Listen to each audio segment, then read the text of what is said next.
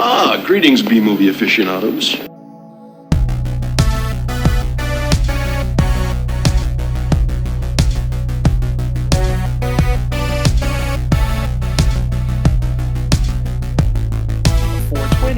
Blaze it. Hello, welcome to A Couple of Flicks. I'm Tristan, I'm Nick. And I'm Zach. and this is our, I think, second 420 special. I think so, yeah. Yeah, I keep thinking that we reviewed is it Killer Bong or Evil Bong in the last one? But I looked it up and we didn't actually. The first time we talked about that Hansel and Gretel Get Baked movie. Yeah. And then the Starleaf, I think. Yeah, Starleaf and Fritz the Cat. So Yeah, that's right. Oh yeah, yeah. I almost thought we did Idle Hands for our last one, but I don't know. No, that was a Halloween one, I think. Yeah. yeah. But yeah, that I think we said it in that episode though that would make a good 420 movie. Yeah. But we couldn't make things simple. We had to kind of find our own, and I don't know. The results are definitely interesting. You know, we'll certainly get into it. But before we started recording, you mentioned something, Nick, that all three of these movies have something kind of like that fantasy episode, how like they all had the same plot. What, like, you were saying that these had something in common too? Yeah, not a lot really happens in them. Like there's very little plot to any of them. Bliss has, I think, the most, I would say, but like the other two are just kind of random shit going on. Yeah. Pretty much, yeah. Yeah, it wasn't on purpose.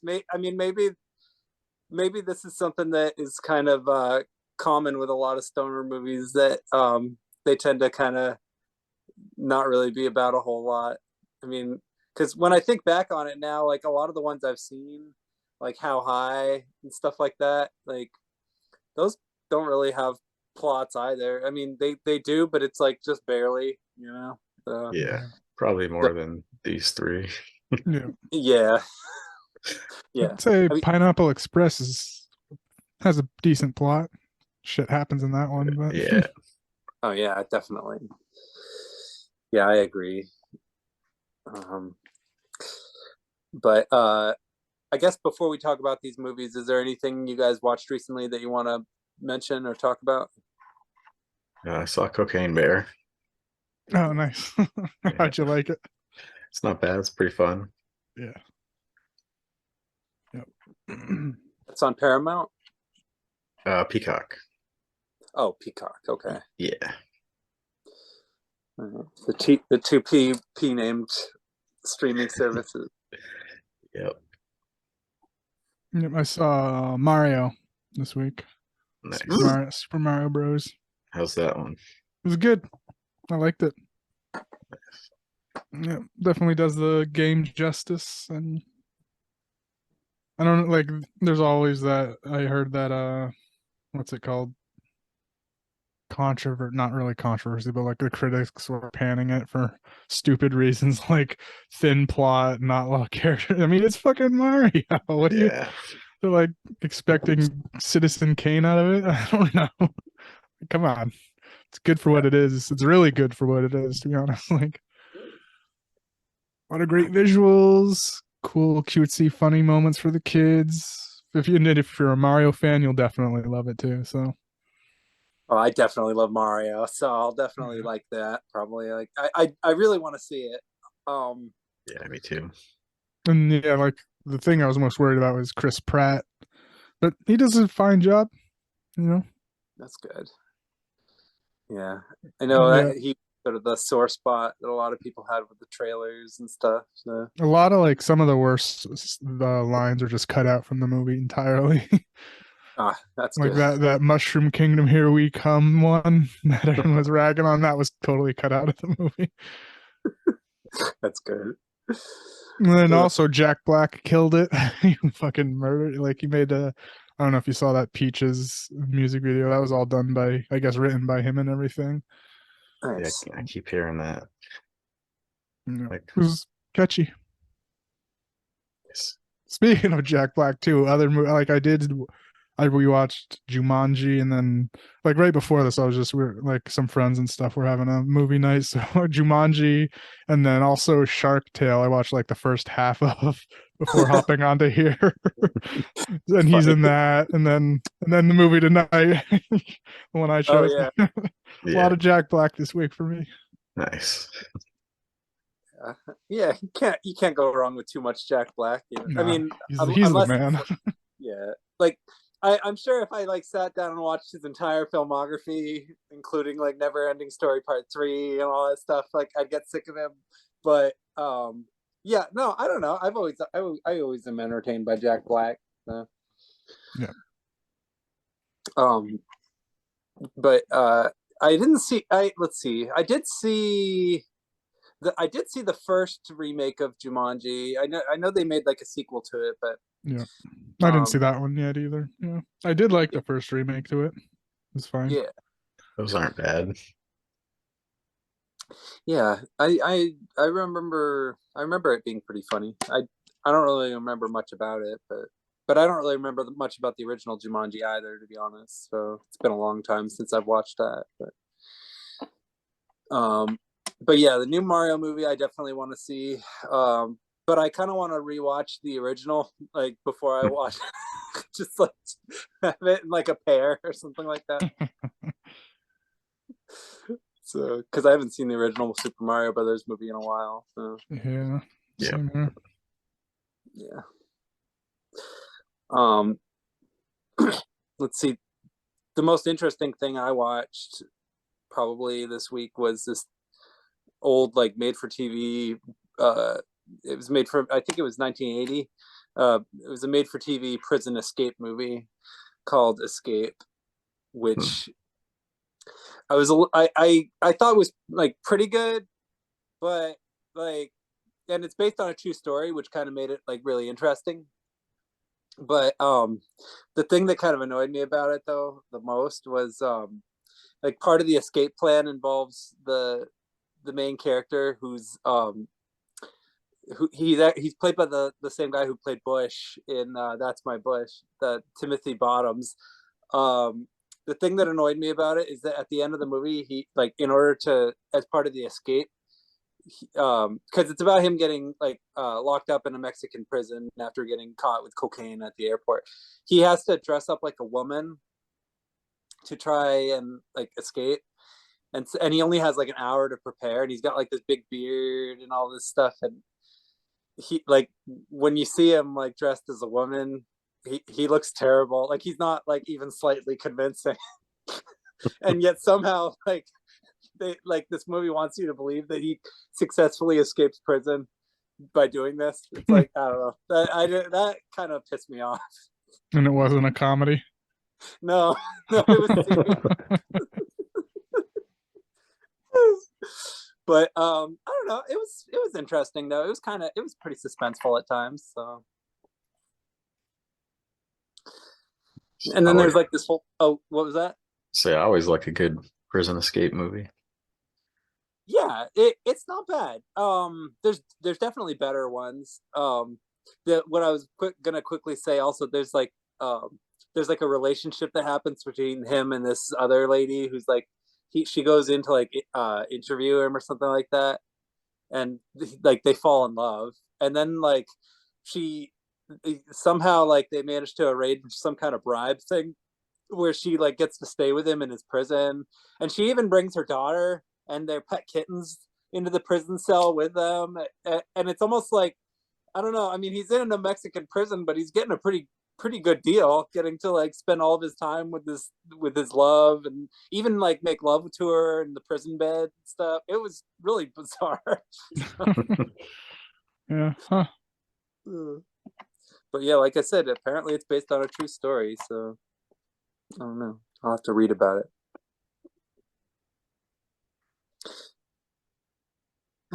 Anyway, should we jump right into these movies now, you think? Yeah. Yeah. Yeah.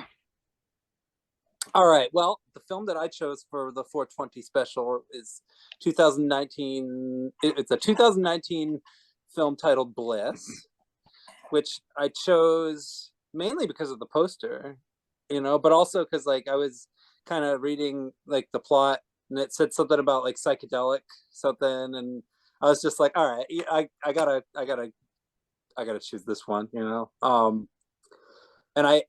it was actually it was pretty much exactly what I was kind of hoping it would be. You said you're familiar with the director, the Joe. Yeah, Joe Begos. Okay, this is the only movie of his I've seen. I don't know like any of his other stuff. So I definitely check out VFW from him. okay, It's like a shit. No, I'm forgetting. I think I've seen the poster. But I've heard of it, yeah. yeah,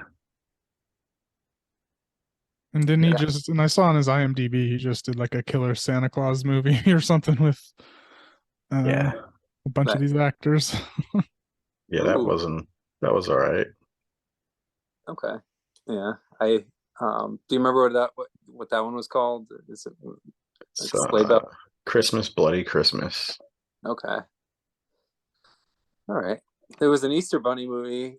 It was an Easter Bunny horror movie called Easter Bunny Kill Kill that I think I saw that was on Tubi, and I thought about watching that, but I, I didn't end up Yeah. doing that. But anyway, Could have done an Easter episode too. Shit. Easter horror. Yeah. Yeah. Um, but yeah, so this movie was definitely like it. I would say this one lived up to what I was hoping it would be, because it was very psychedelic and it was definitely quite offbeat as well. There was a lot of weed smoking in it. There was also a lot of other substance taking as well. In fact, I'd say pretty much this whole movie was like, for the most part, just like the sort of experience of being on various substances, roughly up until maybe like the last like half an hour, when it starts kind of when it shifts more into like, I mean, it was sort of becoming a horror movie like up to that point, but like it's not until like the last 30 minutes that it kind of goes full on into that sort of realm, I felt. Which was another thing I didn't expect, and I love horror movies, so that was kind of a nice sort of surprise. I mean, but anyway, I'm getting ahead of myself. And like the drug, I think it was like a made up drug too.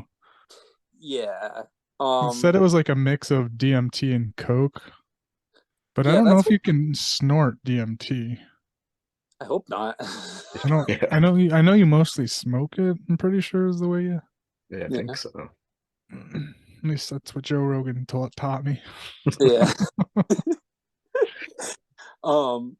Yeah, like, so I mean the plot the plot there's not really much plot. I mean, it's about this kind of crass artist who 100% my type of main character, like it's kind of the same reason I like the movie Showgirls, is for like the main character in that, who's kind of an out of control sort of miscreant. Here it's sort of the same kind of thing. Basically all she does is just do drugs and talk shit. I think one of my favorite lines in the movie, she's like at a bar and she's just like talking shit and just saying this and Yep. that about all these other people. Yeah, And I like, like that one. It was like when she first got dropped by her agent or whatever, and she's just making up shit. It sounds like yeah, like it kind of reminded me of Sarah Silverman at the beginning of Way of the Gun. Who, like, she shows up and she starts like yelling at Ryan Felipe and Benicio del Toro and calling them names, and then like one of them punches her in the face. But one of the lines that I thought was like, that made me chuckle especially, was it was like the way she said it. She says, "Damn, next time I see that ugly tan mug of his, we're gonna have a bit of a situation." Just, yeah, just she's yeah. like that type of person. She's like calling people dude and homie, and I could definitely picture like a lot of people, if they saw this movie, would probably hate it based on the main character because like she's pretty obnoxious. But that's why I love her, you know. So she's kind of a what do you call it? Like a odd sort of outsider artist. It's sort of implied that she does like, I guess, like horror themed art. And I mostly am kind of guessing that well, I mean, not only because of the painting she's doing, but also because of like there's like one, it's somewhere in the middle of the whole movie is very hazy. And I remember there was at one point in the film, there's a part where this guy goes over to her and says like, "Oh, I love your work," and she's like, "You're thinking of somebody else." And then he's like, "That splatter punk or whatever." She like he has like a name like that. And so then she tells him to fuck off, and then he tells her to fuck off. They like flip each other off. There's a lot of people bitching at each other in this movie. But yeah, I guess she's like a horror themed artist, and she's working on this one painting, which, you know, at the beginning it's kind of like this orange light thing, and as over the course of the film, it kind of manifests into something. You know, but so at the beginning of the film, she's late getting to this meeting for this guy who's like, I guess her agent, and she's part of the reason she's late is because she had to drop off this other dude, and who I was it her ex-boyfriend? I know he was a bartender. I think they were in a relationship of some sort. Yeah. Okay. Yeah, I couldn't really tell if he was in a relationship with her or if they had just broken up, or I don't know. All the relationships and all, like everybody's relationship in this movie is pretty broken, it seems, you know. Yeah. They're all fucking each other. Yeah. And on the way out of the apartment, she also gets into kind of a tiff with her landlord, who he seems pretty high. He seems almost as high strung as she is.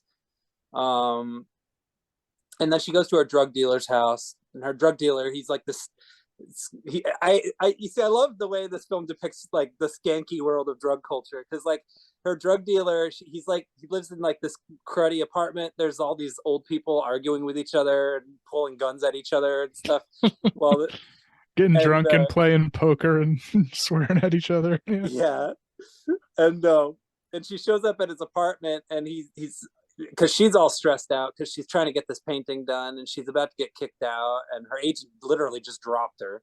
So, or is about to, I forget. And he gives her, he basically, like, you know, shows her all these different kinds of cocaine things. And this one was the one that you mentioned, the Bliss, which in the movie they kind of go back and forth. They call it Bliss, but they also call it like Diablo. So it's like, but the title, I think the drug itself was, I'm assuming this is what I get, it was Bliss, but the strain or the mixture was called Diablo. So okay, that was what I gathered. Yeah, that makes sense. Like, yeah, he gives her this substance, which, like you said, is like a combination of DMT and cocaine, and she immediately starts using it. And after that, the whole film kind of just sort of dissolves into sort of kind of a repetitive sort of like, she does drugs, goes out, parties, talks shit, gets into orgies, gets all sweaty and skanky, starts bleeding, then usually like wakes up in a random place. You know, sometimes it's her apartment, sometimes it's like in the bathroom of a bar or something like that. At one point she hooks up with this couple. They were like wearing sunglasses, like matching sunglasses, and yeah, she gets into a threesome with them. And then like the following day, she sees them again at a bar, and they invite her to meet their record producer, which I was a little confused as to why, because she was doing like painting. Yeah. You know, but didn't make sense. Maybe he just has connections. Yeah. But she's just kind of going along with it because she's all like she's all blissed out. And at first she was like, no, fuck that guy. I don't want to meet some guy in a suit and blah, blah, blah. Yeah. Like, okay. It's But pretty then erratic. Yeah. then she takes some shots and was like, all right, yeah, why not? Yeah. Like, and let's see. She goes there, she snorts some shit, goes into the bathroom, starts puking, and then she sees the one lady that she was with, the who was with her the boyfriend guy, and like she sees her go into the bathroom and kill some woman who's in there and drink her blood. So that kind of throws her off, but she still kind of, I mean, but she's in such a daze that she just kind of doesn't really care right away. Yeah, she's fucked up. She's like, what? Yeah. And then just passes out basically right after that. Yeah, pretty much. Like she spends a lot of time passing out and puking. And there's all these, yeah, I mean, those camera angles that I love, but they also kind of make me sort of feel a little bit nauseous. Spike Lee likes to do them where the camera's following the person in It's the like front. attached to him or something. Yeah. Yeah. Like wearing a harness, obviously. Yeah. Yeah. Yeah. There's a lot of those. But I love those scenes because the whole time she's always scowling or looking all fucked up. Yeah. And they keep like every time someone comes to her apartment when after she wakes up, you're like, oh, you look like shit in a box. You look like 10 pounds of shit stuff in a 5-pound bag. Yeah. Yeah, yeah. And let's see. And yeah, and over the course of the film, she's like working on this painting, and it actually starts looking pretty creepy because yeah, the person who I guess is holding the space for the installations, she shows up at one point and sees this painting, and she's like, "You're no way. There's no way you're going to finish this in 3 days." And meanwhile, she's just leaning back. She's like, "Well, that's the fucking plan," and all this stuff.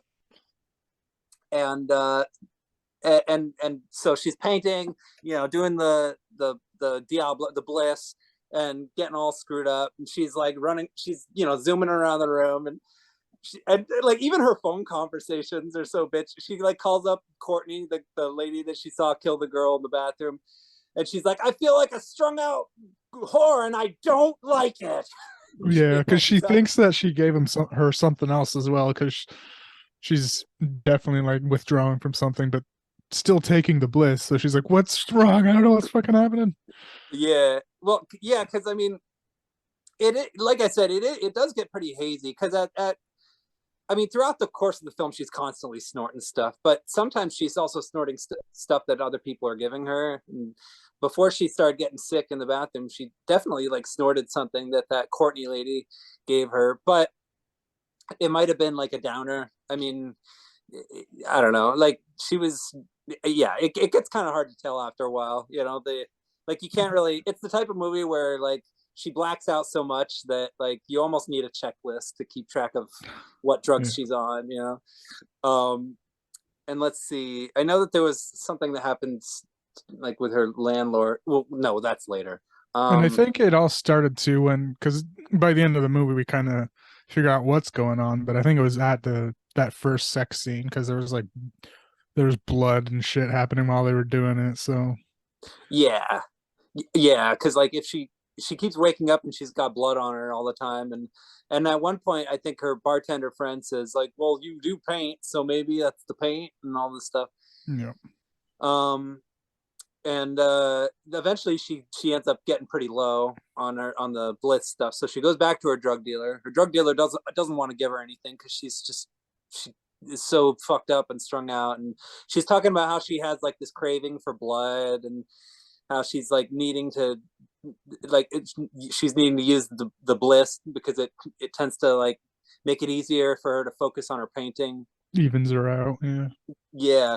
And her painting, it's like looking like this giant like pile up of bodies, like corpses over the course of the film. It starts off like a hellscape kind of thing of like, and one of the things I loved about this movie was how like each one of her like painting progressions looks like interesting in its own way. Like the first one looked almost like a circle of people in a big rave or something like that, but then like as the film goes on and shit starts to get real dark, it starts looking like a pile up, like a hellscape, like you're describing, and then the final painting, which is kind of the twist at the end, which I'll get to, but she goes to a drug dealer. they get into sort of a, like, he gets into a situation with a couple of the people there because one of them pulls a gun. And Yeah, completely not exactly unrelated to her too. They were just yeah, fighting on their own on the side.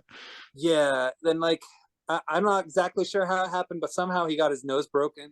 Yeah, he was trying to just wrestle the gun away from one of them, and then he just like gets elbowed. Yeah. Um, and actually, one thing I will say, this movie's depiction of broken noses, because it happens a couple times actually in this film, pretty realistic, unfortunately. In general, it had some really good gore effects throughout. Yeah. Yeah, it's definitely a Yeah. positive for it. Yeah, I definitely would agree that the makeup in this movie is like probably one of its strongest aspects. Like the makeup and the editing are both really effectively done, and visually it's pretty cool too, because it's like the type of film that it's like really grainy and washed out, and so they have to kind of depend on more like elaborate neon lights, and it gives the film a really interesting sort of visual look, you know, like but anyway, so he gets his nose broken. She ends up pretty much wiping everybody out in the apartment. She like jumps on him and starts biting him and biting the other guy. She eats everybody, and Yeah, it goes into a blood frenzy. Yeah, she like she just yeah, starts like sucking she bites his fingers off and is just sucking his hand off, like the blood out of his hand. yeah, it's pretty gnarly, and he's having like a seizure and all this stuff. It's like a real nasty scene, and then she goes back to her apartment. Her landlord, I mean, I'm not sure if this was a dream or not. I'm guessing it wasn't. You know, but her landlord does eventually show up while she's kind of in the midst of painting this painting, and you know, her volume on her record player is cranked all the way up. So he's like, you know, banging on the door, and eventually he busts in, and she just, you know, wastes him. Pretty cool too. She stabs him in the eye and then just starts sucking the blood out of his eye. It's like, Yeah, God damn. it was so gross. Oh man, and you know, it was like the type of thing too where like he was kind of an annoying character, so it was sort of a satisfying scene in a way. But and then let's see, and then her bartender boyfriend, I think he also, well, I mean, first the her agent shows up and tries to kind of get back into her good graces once he sees what she's got going on with her painting, and you know, that doesn't work out. You know, she pretty much just tells him off, and then yeah, then her boyfriend, her bartender guy shows up, and he's trying to kind of help her because she's all fucked up and crazy, and she ends up, you know, biting him and killing him and shooting him. I think he tries to attack her, and she like shoots him in the head, and she even tries to, oh yeah, That was a confusing bit too, because she rips his neck off, like just completely, like almost decapitates him and drinks out of his neck. And then, but then you see him, he's crawling on the floor, and yeah, and then he shoots her. So it's like, it's really hard to tell if any, like, because it was just a drug induced like hallucinations the whole time. So who knows if any of that was really happening and shit. But yeah, it's crazy because like you sort, at this point in the movie, you don't know if it's the drug that's turning her into a vampire or if she happens to just becoming like a bloodlust like demon while also happening to be on all these different drugs, you know, like that's kind of what made the movie really interesting, is or just hallucinating and going crazy, and none of it's really happening. Because like the artist dude came by right after, not like right at, like the next morning, right after she killed the landlord, and then it's like, yeah, did she like clean up the body and everything and dispose of the body? Like there would have been evidence and blood everywhere yeah, like from all the that's why I murders wasn't, she did. I mean, yeah, well, that's the thing, is like that's why I wasn't sure that it was, whether or not it was a dream. But then like later on in the movie, the Courtney character says something about how she's got all these different bodies everywhere and stuff, and like she like says something, she's like, what do you think, this town is just a buffet table or something like that? Yeah, and there are rules. You can't just go, killing Yeah, everyone and stuff. yeah, I mean, there's a lot happen, there's like a dozen things that happen in the last 5 minutes, but let's see, and at some point she even tries to kill herself, um you know, And then it just like grows back. Yeah, she shoots herself, but it all like grows back into her. yeah, that was really weird. Um, and then let's see, because like throughout this whole time, she's like trying to get in contact with the Courtney lady, and I think at one point she even goes to that bar where they all are, and it's like this big. At this point in the movie, like I mean, the bar always kind of has a red lights, but like at this point in the film, I noticed that like everybody in the bar was wearing sunglasses, and I don't know if it was like that at the beginning of the movie, but like I don't know. Well, like while I was watching it, I started assuming that everybody that was wearing sunglasses might have been a vampire. So it was like, I don't know. Yeah. You know, but you do get a cool shot of her driving down the street at night with blood all over her, wearing the sunglasses, which is the poster image. So that was cool. Yeah, and she does at that scene. She did confront her, asking what the hell was going on, and she's like, the Courtney lady was just like, "You just got to accept it. It's a part of you now. It's just let it accept it." She's like, "No, fuck that, fuck you. I'm out of here." Yeah, I've been trying to call you, and it's like, yeah, I've been getting around to calling you back or whatever. And she's like, "Don't you play fucking cute with me?" And then let's see, and then like at the end, there's this big showdown with her and Courtney, which is where Courtney kind of says like, it's not drugs, it's not booze, it's not this or bliss, it's not something that can just go away, or you know, all that. And then yeah, then there's like this big fight where they're kind of, I don't know, I thought it was kind of funny actually. I don't know if it was intended to be, but they're kind of both just knocking on each other, and and even before the fight, the boyfriend guy gets back up, and you're like, "Oh shit, now he's a vampire too, I guess." Yeah, because he was all bloody and shit, and he was like, "Yeah, no, it's not the bliss you crave, it's the blood." yeah. And then he just gets stabbed by the Courtney, and he melts. Yeah, which the drug dealer, he sort of, there was this weird thing that happened with his hand after when she was like sucking on him, his hand kind of turned flat, you know. So like I noticed when that happened, and then like yeah, later on when the bartender boyfriend guy got killed, he just outright dissolved into a pile of mush. And then the same thing kind of happened to Courtney later on when she got killed too, because eventually she bites her, and then the ending kind of reminds me a little bit of the movie Maniac, where like everybody she killed kind of just comes back, but then she just kind of yells at them and they go away. It was very like it was resembling the painting she was doing. Like they were all crawling up her, because the painting eventually ends with that big pile of people crawling up to this lady, a silhouetted lady. Yeah, and it turns out that the big pile of bodies is basically like, it's supposed to be, I guess, her just kind of standing there, And the bodies was everyone she killed, basically.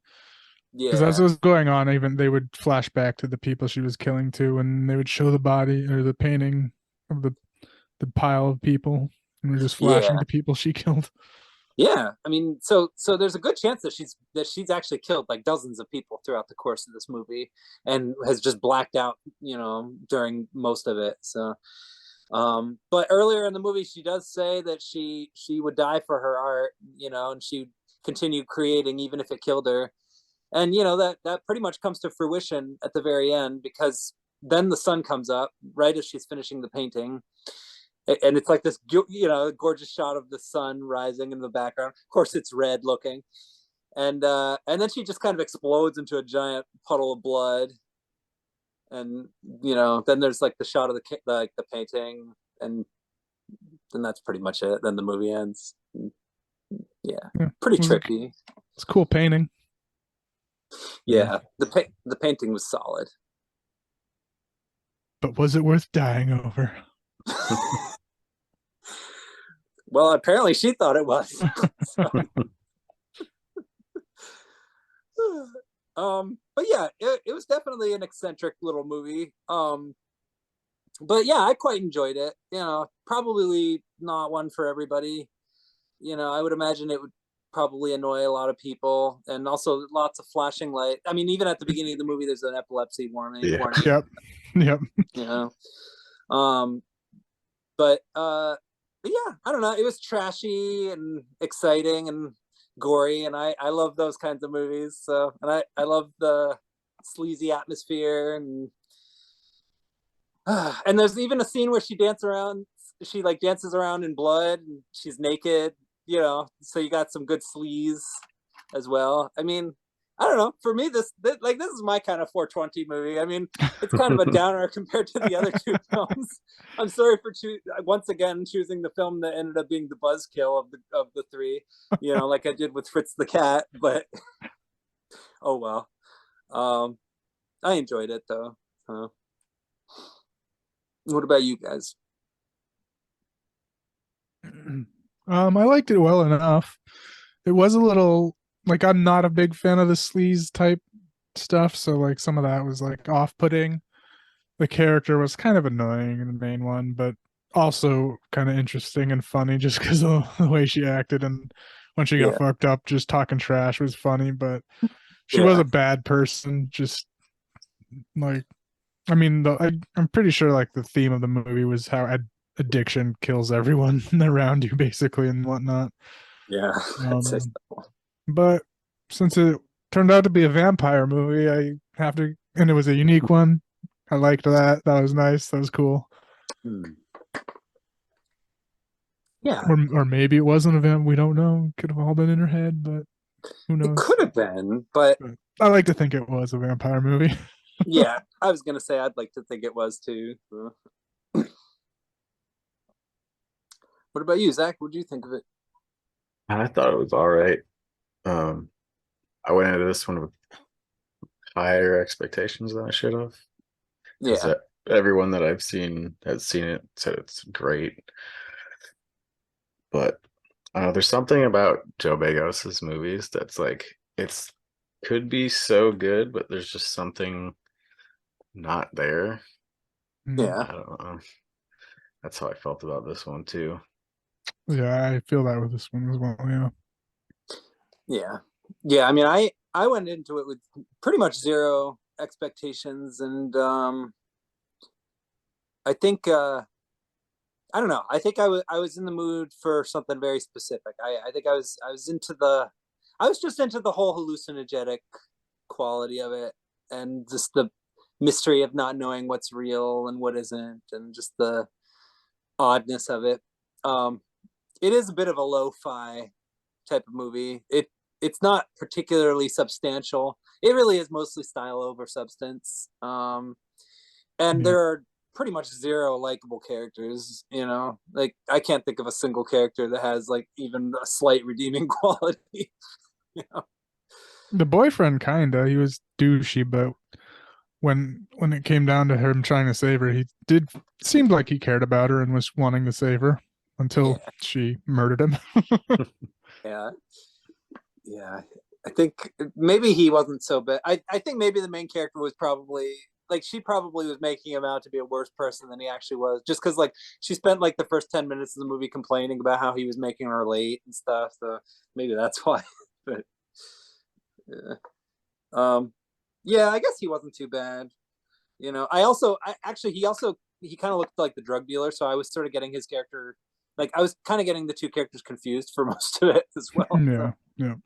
And the whole movie is so like the lighting is so there's so many different kinds of lighting that I mean I think it's an easy enough mistake to like confuse characters with each other and stuff like that. Like, yeah.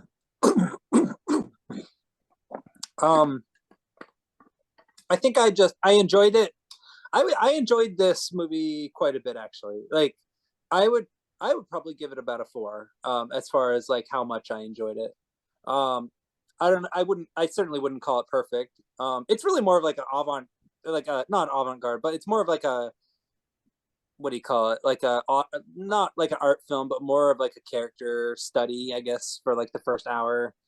And then like the last 30 minutes are just like a really gory vampire movie. But I don't know, for me it added up to something that was compelling. So Yeah, I'd give it like 3 stars probably, just because cool vampire movie in the end.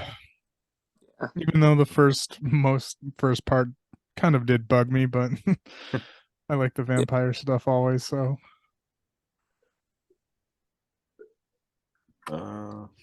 I gave it a 2.5. I think it'd be higher on a second watch now that I know what I'm getting into. But yeah, So yeah, all right, cool. So I'd say like, average to pretty good as far as quality. It seems like. Yeah. yeah. All right. Yeah. And it was loud too, though. It was just real loud. It was Oh, yeah. loud. Yeah. Yeah, it's got a pretty abrasive soundtrack. It doesn't start off being very abrasive. Um, but it gets pretty abrasive as it goes on. Like it goes from being sort of like folk rock to kind of going into noise metal. Like maybe that's intentional to like reflect the main character's descent or something, but Yeah, I think you um, did that in the Christmas movie too. Put a bunch of metal in there.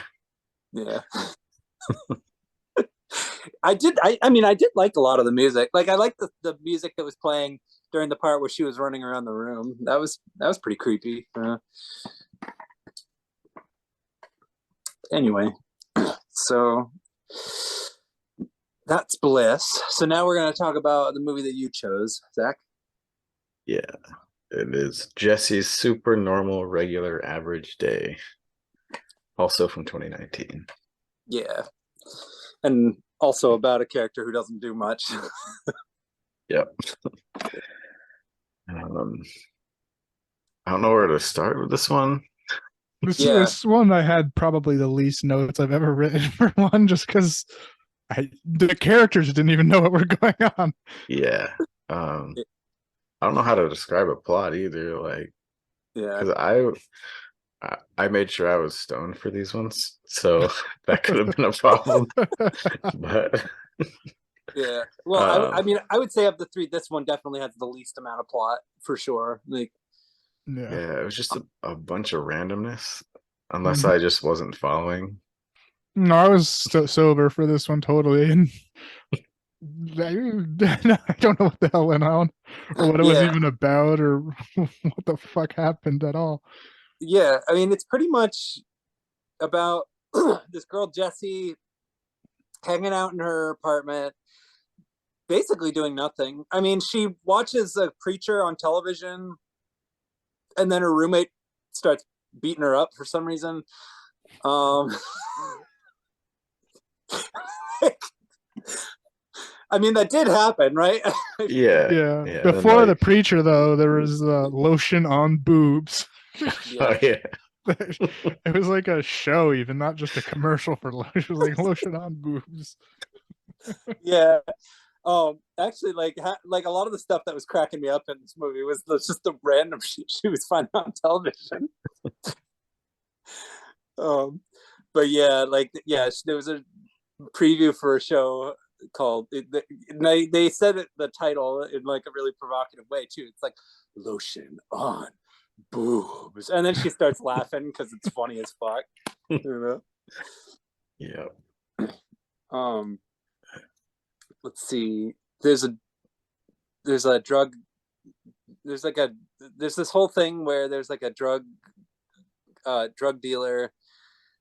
He's like a drug dealing homeless guy, and there's like a conspiracy with him and like these demonic pink chainsaw wielding nuns who are wearing I think it's supposed to be Pussy Riot helmets or Pussy Riot hats. You know that band Pussy Riot? Like they look like they were dressed like them.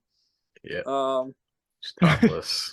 Topless. yeah. There was that funny little bit where the Jessie was stoned when she was getting explained, like, yeah, I was tied up in with these topless chainsaw wielding nuns, and she's like, wait, if they were topless, how are they even holding the chainsaws? Like, did they wouldn't even have hands? How is that possible? How'd you even know they were nuns if they had no top? And she's like, no, they were wearing no shirts. Oh, how were they? Oh, the tits were great. Grade A tits. Yeah. And at one point they're all cut and bloodied up. But, I guess they're Oh supposed to yeah, be they alive. switched their weapons from chainsaws to knives, long Big pointy knives. knives. Yeah, big Yeah. knives. Yeah. Yeah. So there's that. there's a part where the main character, like, she's like on the beach, and then she like starts doing shrooms, and then it becomes a music video. Yeah. She ate a lot. Yeah. That's a big ass. She would be fucking out. Yeah, That was a lot of shrooms. yeah. I was impressed too because the actor actually, like, I'm sure they're fake shrooms, but that was a large amount to put in your mouth of anything in general. Like, oh damn, she stuffed them all in there. Yeah, she managed to stuff an entire, like, it was like that big, a bag of shrooms in her mouth. I mean, I think one of them wound up on her shoulder. Yeah. She then just picked it off and ate it, you know. But yeah, otherwise she got them all in there. There's this funny moment where the roommate says something about she says this is more of a, what did she say? This whole thing is even worse than that Chris Gaines album. Oh There's yeah. a lot of like 90s references. Yeah. Like at one point too, the characters start using beepers. And then at the beginning, when she was watching the Reverend, she was eating dry pancakes. I was like, she's just eating some dry pancakes. And then immediately after, I wrote it down as a note. The preacher started talking to her and said, "Hey, Jessie, what are you doing there eating dry pancakes?" I was like, oh, this is too meta for me. Yeah. I mean, the movie was making observations that, like, a lot of films like this usually don't make about it. So, I mean, which was kind of what made it interesting, you know. At least for me. There was also one part that was kind of animated, but it was like animated in a weird way. Like it was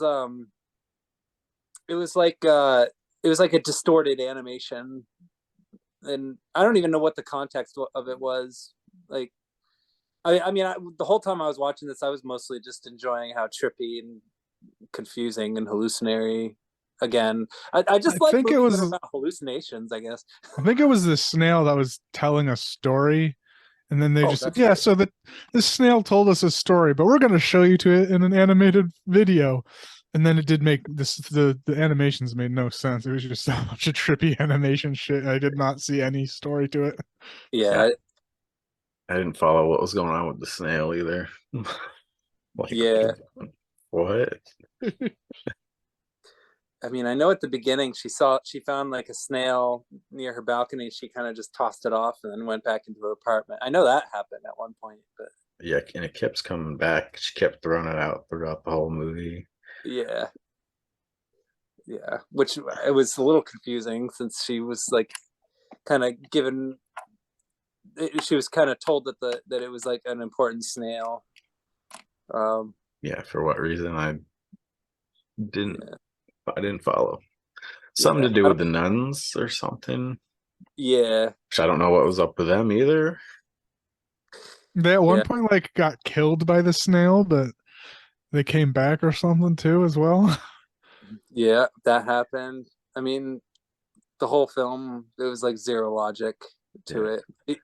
The only logic that existed was sort of the logic that outside of the film itself, you know, with like the fact that the film was constantly sort of acknowledging just how nonsensical and absurdist everything was. Even the characters were doing it. I mean, and there's a lot of repeated, like, it's a pretty like there's a lot of like repetitive humor and repeating of the same phrases again and again, you know, like she keeps asking people if this is all real, and they keep saying probably not. Yeah, I liked liked when they mentioned a name, everyone would say, "I'm sorry, who?" God damn it. Yeah. But yeah, the whole movie's pretty much it. I would say, if I were to guess, because again, like the way everything kind of wrapped up, it didn't seem like the character was in any different place than she was at the beginning of the movie. I would say that this movie was really pretty much just trying to stay true to the title. You know, it's about her having a totally normal average day, but because she's like a crazy stoner, her totally normal average days consist of her ruminating on every absurd, odd, confusing worst case scenario type of situation that may or may not even be plausible. Yeah. I feel like they were trying to throw some allegory in there, but I wasn't following it.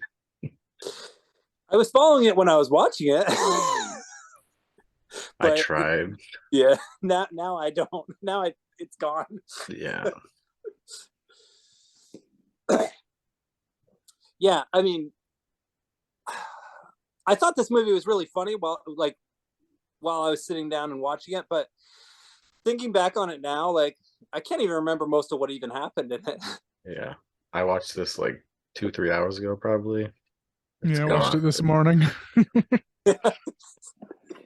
Yeah, like I know that I was laughing like a lot while I was watching it, but Yeah. then when it was over, like it started fading very fast. So Like I could see it being like a cool like female dude, where's my car, if all this weird shit didn't happen, yeah, or like Yeah. less weird.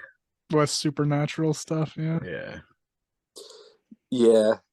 yeah. I mean, I think yeah, I don't know. I mean, the thing is, I've seen quite a number of films like this that I that are like stoner themed comedies that I'll like sit down and watch and then forget everything that happened in it. You know, like and this one, I think the thing that I remember the most about it were like the colors and the 90s references, you know, like that Chris Gaines joke. For some reason I still remember that. But Yeah. I also like the sets for like the stoner house. It's like yeah, got a Barbies in the fridge and just random shit throughout the house. yeah. That's always funny. Yeah. They also talk a lot about God.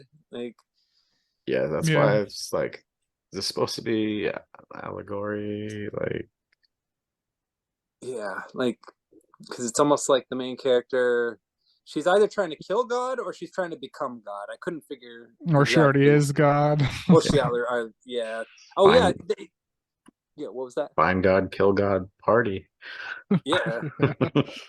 Well, they certainly got the party down right, Yeah. but I don't know that they found God, and I certainly don't think they ended up killing him either. So, Yeah, I thought something stupid. It was gonna be something stupid, like it was the snail and she like stomped on it or something. That's what I thought was gonna happen.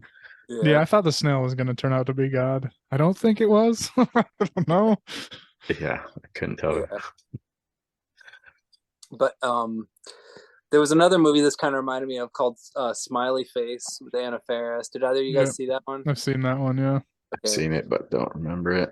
Yeah, that's the thing. I don't remember anything about that one either. I know that I saw it, but Yeah. I actually almost chose it, but I've seen it, so I was, let's choose one I haven't seen. yeah. Yeah, I mean, I don't know. This felt almost like the same movie as that in a weird way. I mean, I know it wasn't, but Aesthetically, it was similar, but I think that had more of a cohesive. I don't know if it had like more of a plot, but it was definitely more followable. yeah. And it wasn't as trippy, but it's definitely stony. Yeah, I remember her drawing smiley faces in the sky. I remember that part. But, and the only reason I remember that part is because like that was why the movie was called Smiley Face, was because of that scene. So,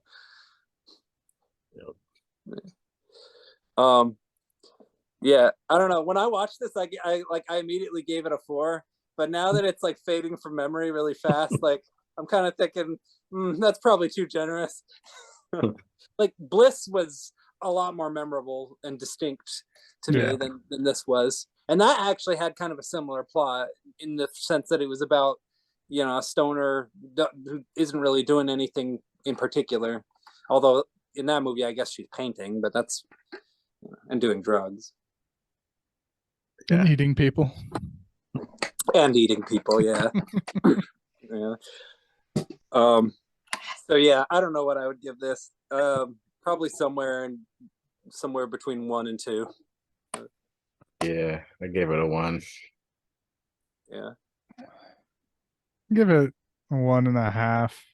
Okay. Because of the nuns, which were played by one person apparently too. That's funny. Yeah, I think the part that made me laugh the hardest was the music video.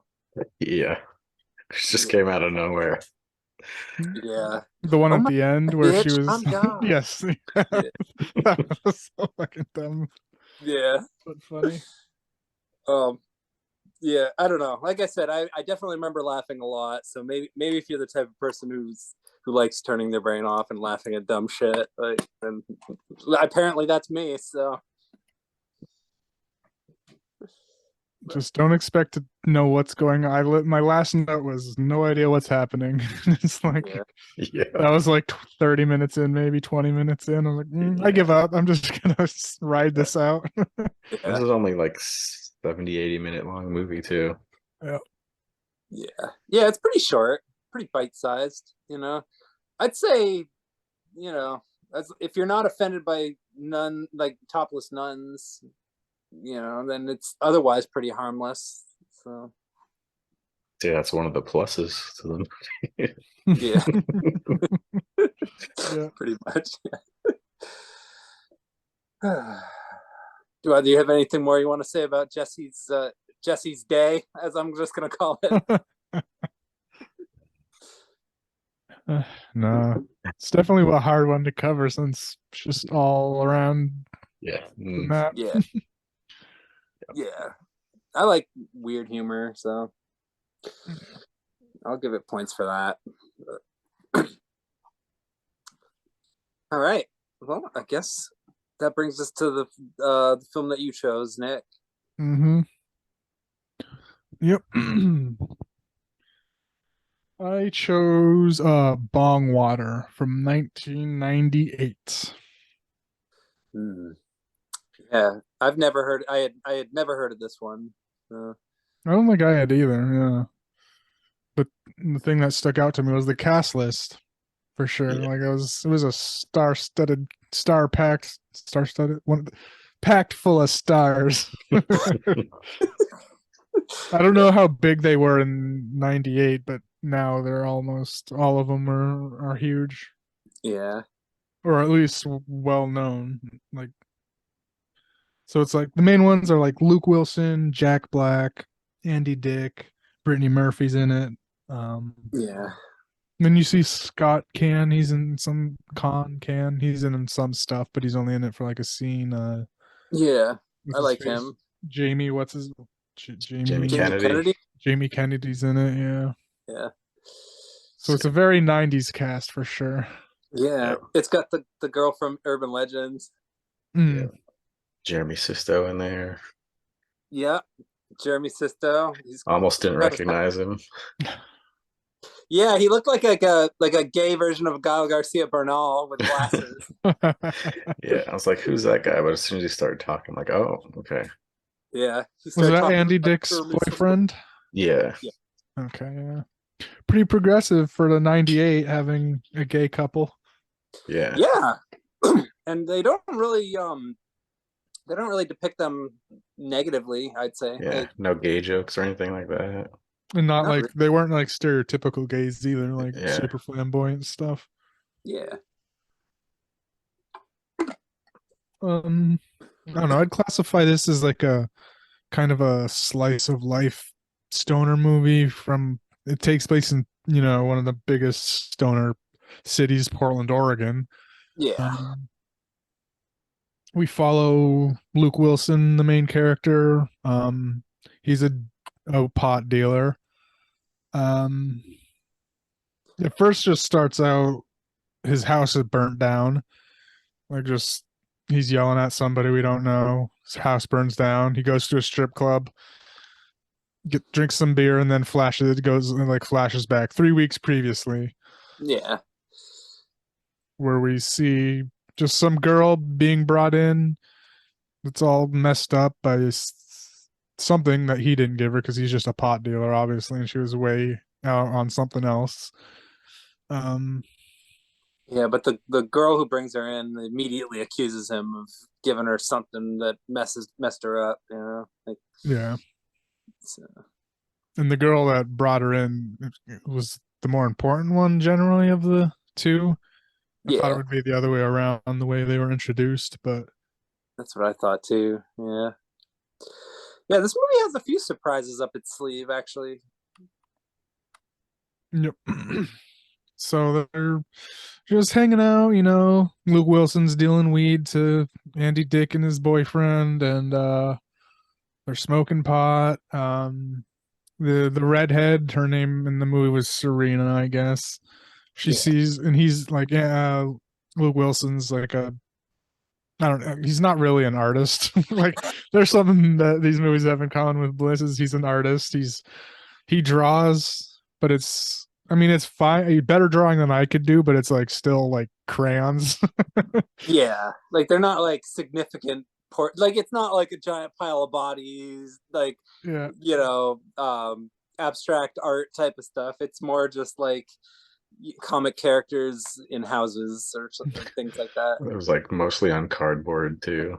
Yeah. Yeah.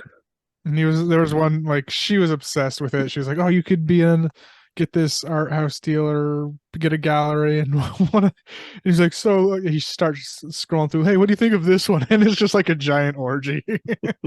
He drew like just an orgy of people. Yeah. And she was like, "Oh, that's cool." And he's like, "Oh, you hate it. Okay." Oh. It was a little funny. I mean, Yeah. that's one thing about this is it wasn't that funny, Yeah. unfortunately. Even though it It, had it a nice, it was more like rom-commy, but without the com.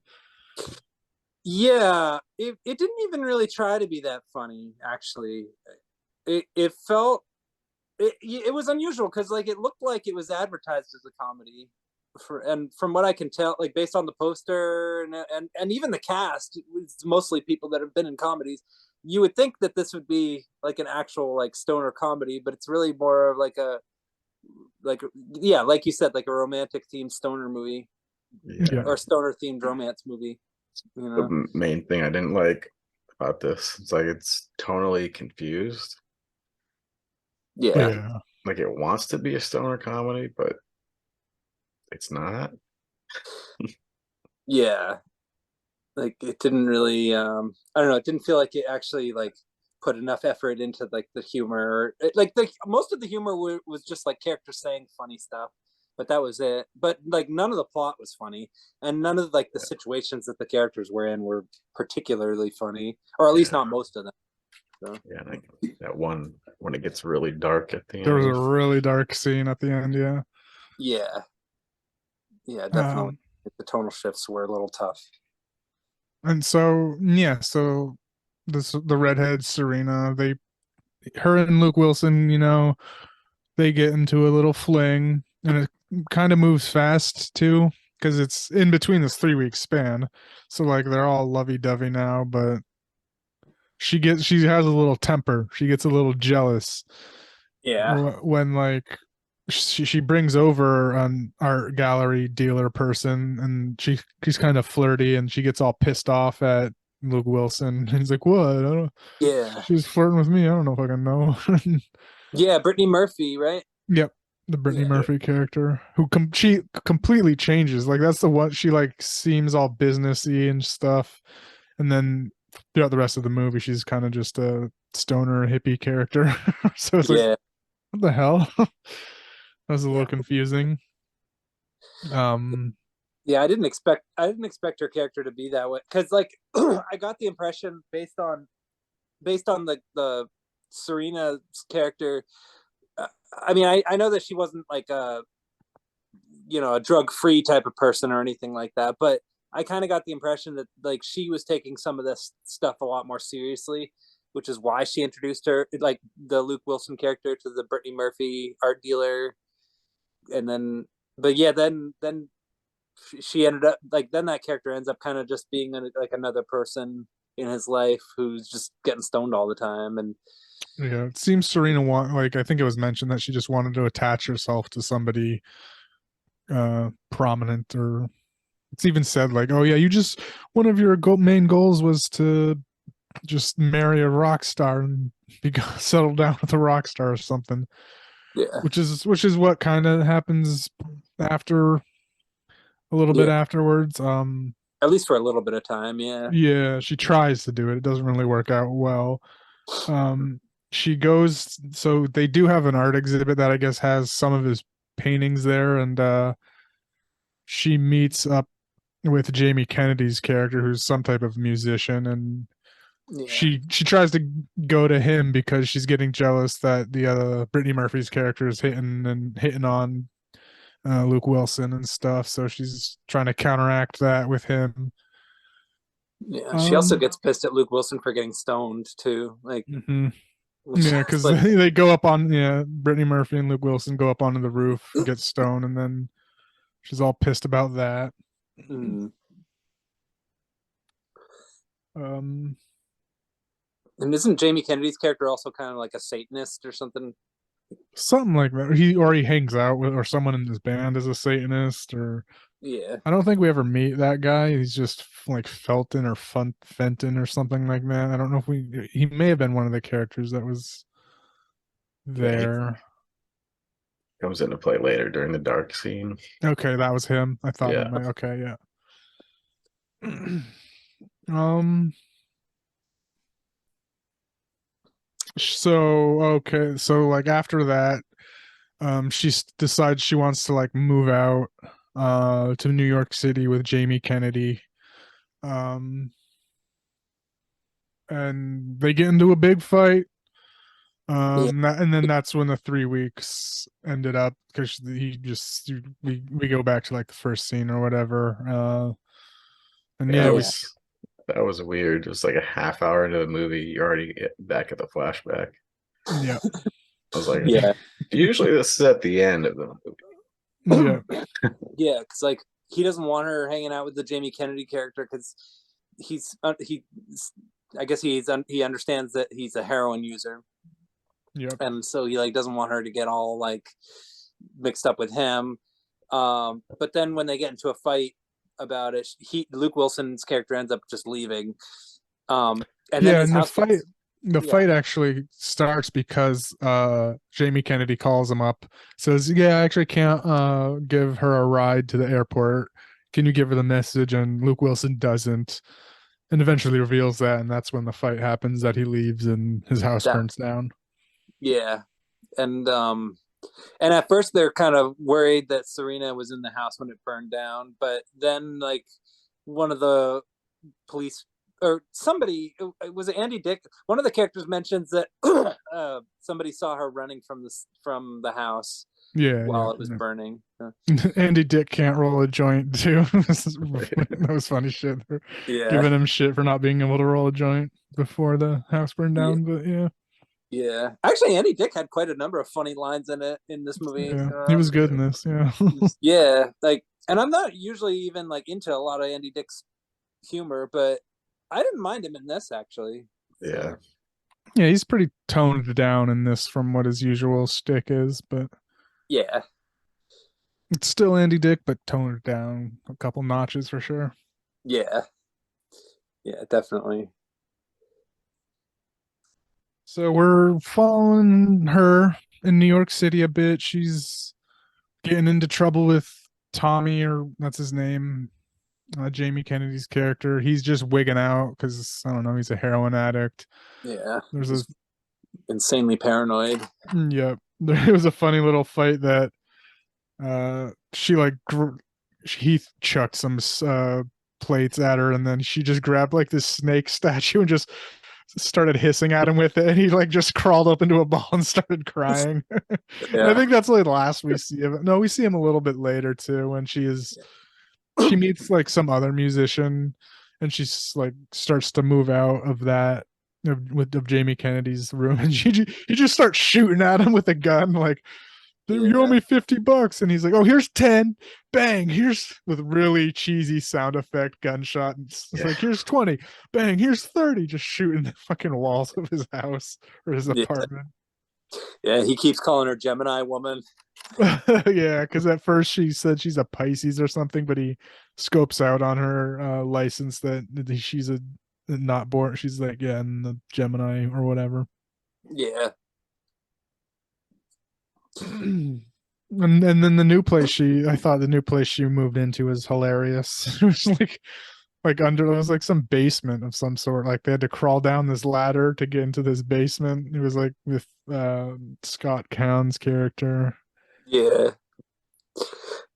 Yeah, that was kind of a funny comment on like the way some people in the city live, you know, because I have known people that have lived in places like that, surprisingly. Yeah. Yeah, where like their homes barely even have an entrance. Yeah. There's a scene where David and Brittany Murphy go out to a cow pasture, or David's Luke Wilson. Yeah. Go out to a cow pasture, pick some mushrooms. Yeah. Great. But also Serena's like deep shit, so she's trying to call everyone to, I don't know, get some help and support, but no one's picking up because she is an unlikable person. Like in general, like nobody likes her because she's a shit person. Yeah, she's got quite a short temper. Like she's kind of like the lady in Bliss, actually. Like she kind of just spends most of the movie yelling at people. Yeah, very selfish as well. Yeah.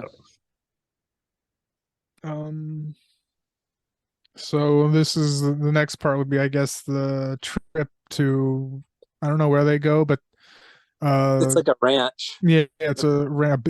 Luke Wilson says it's a business venture, a business trip, which it technically is for what business he's in. Yeah. He goes out, they go out to him and Brittany Murphy go out to meet up with Jack Black. Hell yes. Yeah, it's like this scenes with him were obviously the best. Like, oh yeah, he by killed far. It. He murdered it. Like he played a little song of Jack Black, obviously original because it was so like Tenacious. Even Scott Glass is Kyle Glass, his Tenacious D partner, was there in the background. He didn't really do much, but yeah, he had a little like Tenacious D type song he obviously made up for the movie. Yeah, that was great. That the whole rest of the movie could have just taken place in that one location, and it would have been better. Yeah. Oh yeah. Yeah. Yeah, they drop acid at one point. They do acid. All of them except for Luke Wilson go for a trippy hike. You see a little bit of visual type stuff with them. Yeah. They're just laughing, having a good time. And Luke Wilson comes back to like the camp and he's like, no one's there. But he sees his mom shows up in like this sequin dress. But like, it's a little sad moment because his mom apparently died 12 years ago or something. And yeah, he plays Word Up. I don't know what that. It looked like a Scrabble board, but I guess it's a game called Word Up if that's a thing. Well, she brings out sandwiches for him, and yeah, it was sad because she had to leave because he was coming down. She's like, "You only took one hit, baby. It's wearing off. I can't stay for that long." Yeah, that was definitely a sad scene. It was very sad, especially like for this type of movie too, you know. And after that whole experience, the Luke Wilson character kind of changes too. So yeah. That drug trip ended up kind of transforming him a little bit. You know, he had kind of a wake up moment. Yeah, because also like, Brittany Murphy's into Jack Black now after his beautiful guitar skills and singing. There's like this really awkward scene where they were in like a hot tub and Luke Wilson hops in and tries to, you know, be cool with them, do some chatting, and they're not having any of it and they just bounce right away. You got to figure this out on your own, man. Fuck off. Yeah.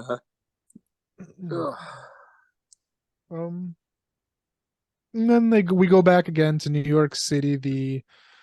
The blonde friend, I forget her name, Jen. She's throughout the movie. She's just like a friend of Luke Wilson in general. She goes, and also the redhead. She goes to New York City because Serena sells her a bunch of lies that, oh, there's this great party. We'll meet a ton of cute guys. Yeah. Come on out and have some fun. So she does, and they don't. No. They go to this sleazy party where Serena does get like so there's this guy that the blonde likes, and she says, okay, I'm gonna go to the bathroom, freshen up, don't go anywhere. And then the guy comes up to her and says, how do you like my party? And then they go to his office, do some drugs, and then she apparently gets assaulted, sexually assaulted. Yeah, Um, which is yeah, like, because yeah, real. That's the dark scene of the movie that we mentioned Yeah. before. It's like, yeah, whoa, this was out of nowhere, left field for a stoner movie that was like, ooh, it's kind of dark as fuck. Yeah. yeah, agreed. That part was pretty hard to watch.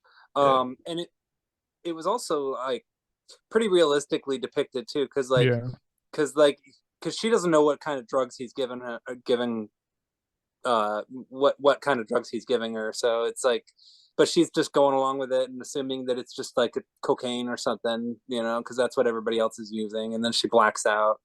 Yeah, yeah, and she just remembers bits and pieces of it happening, and Yeah.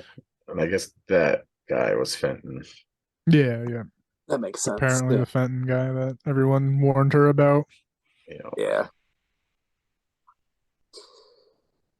Yeah, so there's that. That yeah, happened.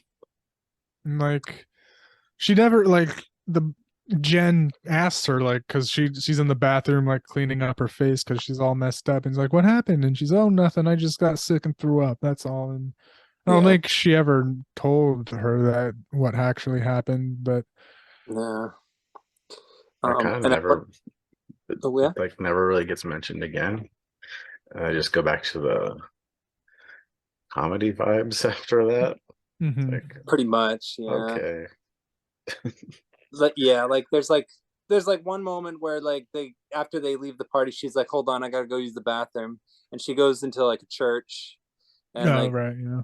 she like briefly hallucinates some guy asking like I don't know what that was, and then she like leaves, goes back with her, but it's like her moment where she's like in the church and she like cries, and then that's kind of just it. And then it goes like you said, it goes right back into the stoner comedy zone. So, Yeah. Yeah, because then she's like, I want to go back, can you get us, let's just, I want to go back to Portland. And she's like, so can you buy me a ticket? And then like her friend's like, oh fuck you, I knew this was all this was about, is you're having a shitty time here and you just needed my money, because she's a rich girl that could afford it. And yeah, and yeah, like I'm sure if like she actually told her what happened, like her to her friend, she would be like, oh, okay, yeah, I'll, of course I'll pay for your ticket, let's get out of here. But no, yeah, she did it in her like the shitty character, her character's way of being selfish and just a rude and obnoxious. yeah. Which I thought was an interesting sort of direction, like for the film to go in, because like in a way, like I'm sure like there are probably people who like don't really even like talk about like their issues or whatever. They just kind of like go about things as if they're constantly just like needing things from other people, without other people actually knowing kind of what's going on in their lives. So like, so in a way that was kind of realistic, but because it kind of gets you thinking like a little bit more about like people who sort of behave selfishly and what their reasons are and all this stuff. Because I mean, you don't really know exactly what her reasons are. You don't know if she's too prideful or if it's just like a normal thing that happens or what. But like, or maybe that was something that was happening to her more regularly in the city, like not specifically getting assaulted, but just having like those kinds of like really rough down times. Like maybe she got mugged or something. Like I don't know, but Yeah, and there was this theme of like in the beginning, one of the first drawings she saw of it was about aliens, and she said, oh, I had an encounter when I was young or whatever. And you're like, hmm, did she have an alien encounter, or was that kind of some blockage thing that oh yeah, she did with her own imagination? yeah, that's true because that kind of thing happens too. Like people like experience like traumatic events and then like if they block them out or misremember them and or think of them as something else and then like later on those memories manifest in other ways and like maybe that was why she was behaving in such a self-destructive way in the city or something. So, Hmm. So they come back, and Dave Luke Wilson's character comes back with a big bag of weed and just dumps it on the floor, which is Yeah. hilarious. Like, what the hell? Why on the floor? You're getting all this carpet and lint in your fucking weed. Yeah. What a dumbass. Yeah. People in the 90s, they didn't know how to handle weed, apparently. It was shitty weed anyway, I'm sure, yeah. Yeah. And there was also a part, like just shortly after that, before anyone knew that Serena was back in town, that Luke Wilson does hook up with the blonde girl. Hmm. Um, Yeah. randomly. Don't really know why. He even said it was just kind of random too.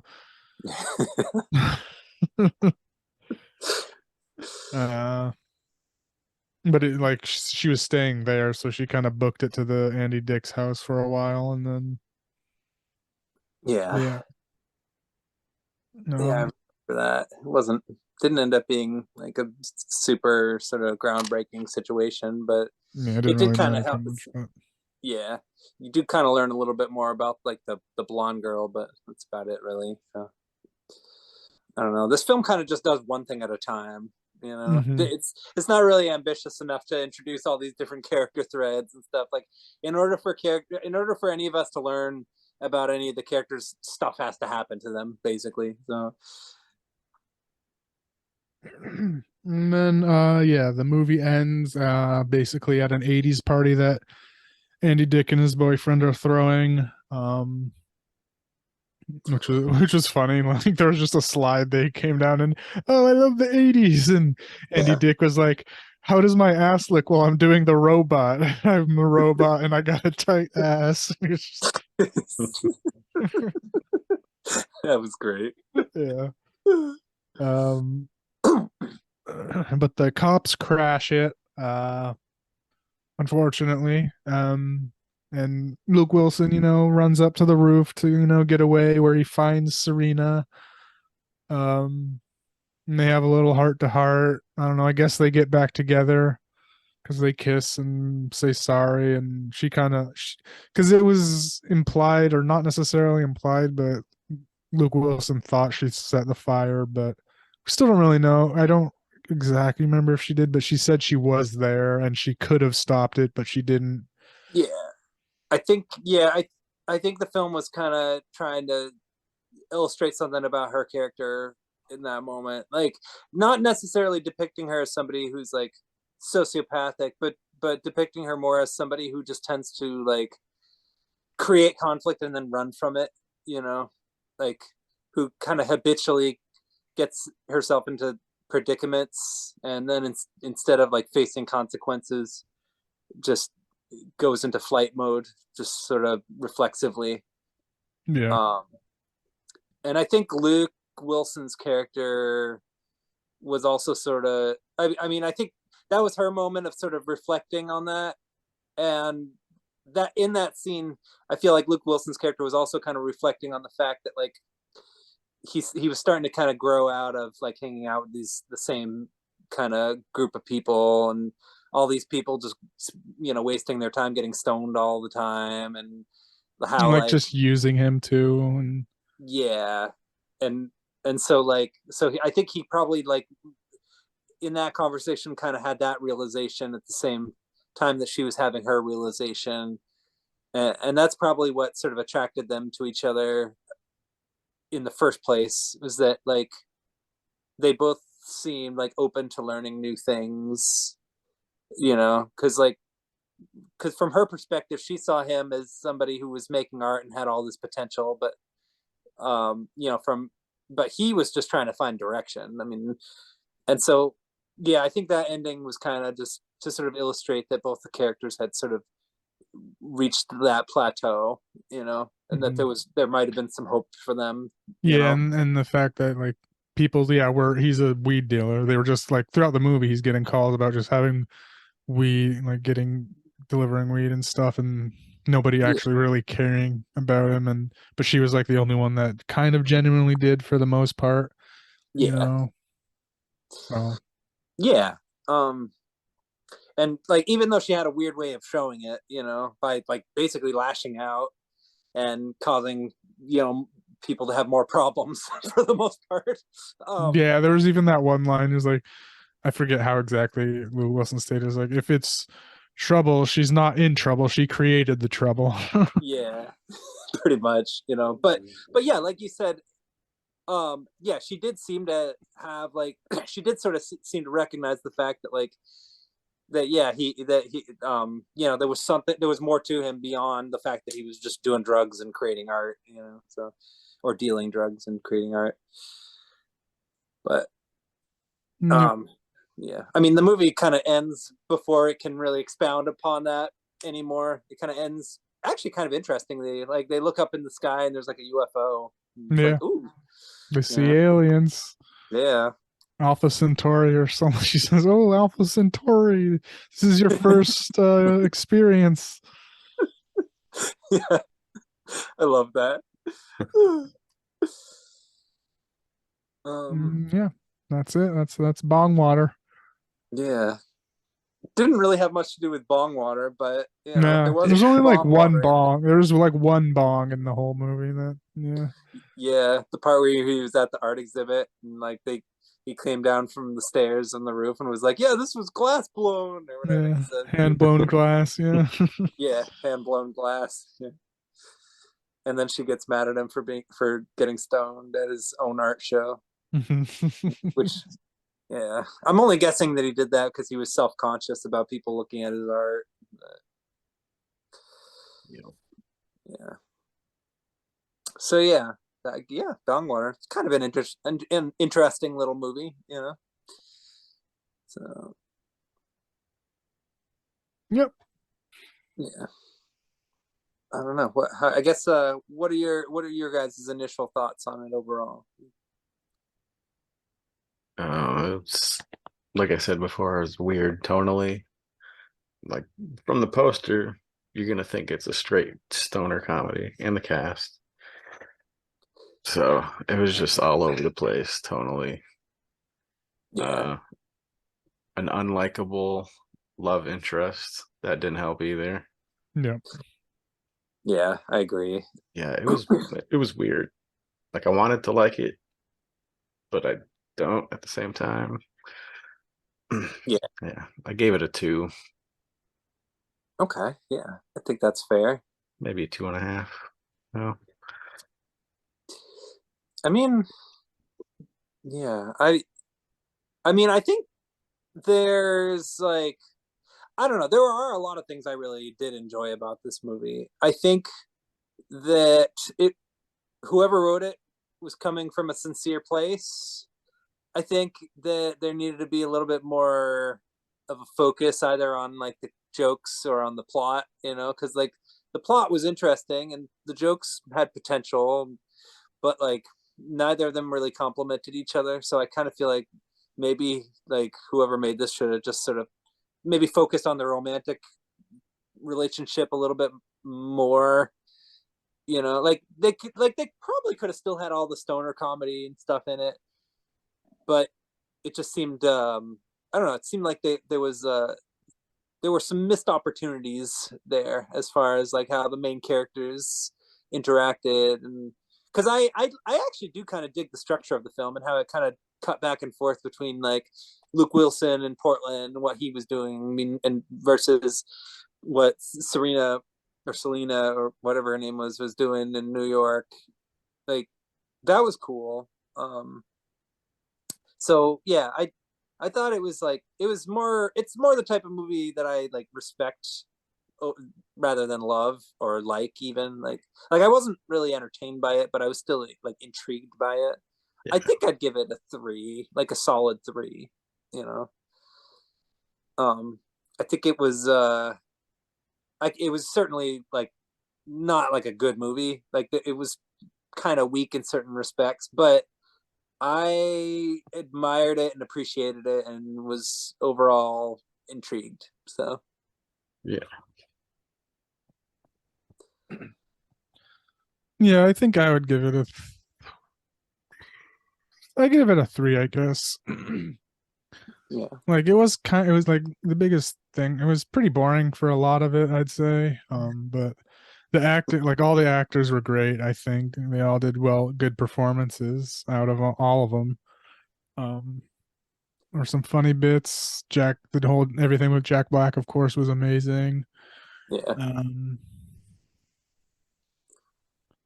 But yeah, I can certainly see what you mean though about it being boring though, because like there's long periods of the film where characters are just kind of not really like just kind of talking, but not really talking about anything, and at those points in the movie, it kind of gets annoying because you want to see like what happens next with these characters, and you don't really want to waste time watching characters kind of go on detours. Like mhm. some of it was important. Like I like the part with him and his mom was probably the most poignant part, but yeah, like the energy was a little bit muted. Yeah. Uh, it's just an unusual movie because so many funny people are in it, and yet it's not really a funny movie at all. Mhm. Yeah. Yeah. I don't know. Maybe that's what makes it a good stoner comedy. It's like, oh, it's so weird seeing like these funny people not be funny. All right. Well, do either of you have anything else you want to say about Bongwater? I don't think so. No. Well, I guess that concludes this episode then. So now we're gonna, because last time we spun the wheel, it landed on dinosaurs, and so now we're gonna choose our 3 dinosaur movies. And if you guys don't mind, I'd like to go first because it sort of complements the theme of this episode. Is that okay? Yeah. All right, I'm gonna go with Gonjosaurus Rex. Okay. Yeah, Nice. I don't know what it is. Like I looked at the poster again. It's another one of those. It's like the title's Gonjosaurus. I'm just gonna go with it, and I'm gonna hope that it's not anything terrible. So I think it's on YouTube. So Okay. I've heard of the title. you what? I've heard of the title. Oh, okay, good. Know good. nothing about it. All right. Well, if it ends up getting taken off of YouTube, then I guess my second choice will be the Super Mario Brothers movie. Okay. Nice. Yeah.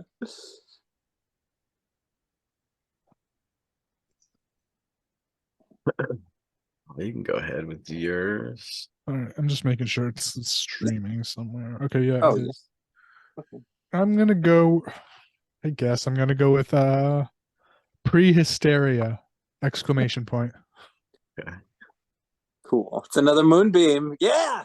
Yeah. I'm stoked. Have you guys seen it? I haven't. I think I've seen like the preview for it on like an old VHS tape, but I don't believe I've actually seen that movie at any point. I may have even seen the cover, but yeah. And think I'm gonna go with Tammy and the T-Rex. Nice. I was thinking of that one too. Yeah. That or that other one, Theodore Rex. Oh yeah. That would have been a funny one. I think I've seen the poster for Theodore. Does that have Whoopi Goldberg on it? Yeah. Yeah, I thought about choosing that one. Yeah. Yeah. So Tammy and the T-Rex. Yep. Okay. Okay. Yeah. Actually, now that you mention it, I think I saw that it was on Tubi. So. Yeah. Yeah. It's on Tubi. Yeah. Is that a David Dakota film, or is it It's like not. Fred Olen Ray or one of those? What is it? I don't even think I've heard it, really. It's got Paul Walker, Denise Richards. Oh, really? I'm sold. All right. Yeah. It's a Vinegar Syndrome release too. Okay. All right. Excellent. Yeah. Yeah. All right. I may have heard of it, but I don't know. It's, for some reason it's not coming to mind. But I know that I saw the poster on Tubi, so yeah. It's the one where they just made it because they had a T-Rex, animatronic T-Rex available for like a week or something. I think that was the backstory on the making of it. Yeah, something like that. Nice. Sounds They're just like, oh, we got this T-Rex. Let's make a movie. That sounds very Roger Corman. Yeah. My backup was Pterodactyl with Coolio. Oh, nice. All right, pterodactyl. We'll save that for another dinosaur episode or something. Yeah. I almost chose a movie a movie from the Philippines called Vulcan, which was about a pterodactyl. But I looked it up and it's not streaming anywhere, so it's like, oh, Okay. damn it. Anyway. All right, cool. So we got 3 unique dinosaur movies: Gonjosaurus, Prehysteria, and Tammy and the T-Rex. Yeah. All right. So now shall we spin the wheel of death again? Yeah. All right. All right, here we go. I'll see it. Yeah, here we go. Shuffle it a few times. And I'm rooting for monkeys. there we go. Yeah. I wanted to have an excuse to choose another Timothy Bottoms movie called In the Shadow of Kilimanjaro. Anything goes. Anything Oh. goes. Oh, all right. So All maybe I right. do have that chance to do that. Yeah. All right. Because yeah, it's a movie about 900,000 baboons that attack a village. You know, Damn. so yeah, I don't know if it's any good or not, but 9,000 baboon or 900 or 90,000, however many 90,000 baboons attacking a village sounds like a potentially interesting movie. So I might Yeah. choose that one. Right. Yeah, I didn't expect to hit that one anytime soon, but Yeah. Well, I'm glad because yeah, it'll give us a chance to sort of choose something kind of like kind of how we started the show off, where I think our first episode we chose like the most random group of, we chose like Showgirls and Shazam and B Movie. yep. Those always make for interesting ones. So Yeah. All right. Well, this has been a fun 420, even though we're not recording this on 420, but still, it's been a fun 420. So. Mm-hmm. Yeah. All right. Cool. Well, until next time, have a good night, everybody. And yeah, hope you enjoyed our thoughts on these stoner movies. Yeah. Happy holiday and have a good one. See ya.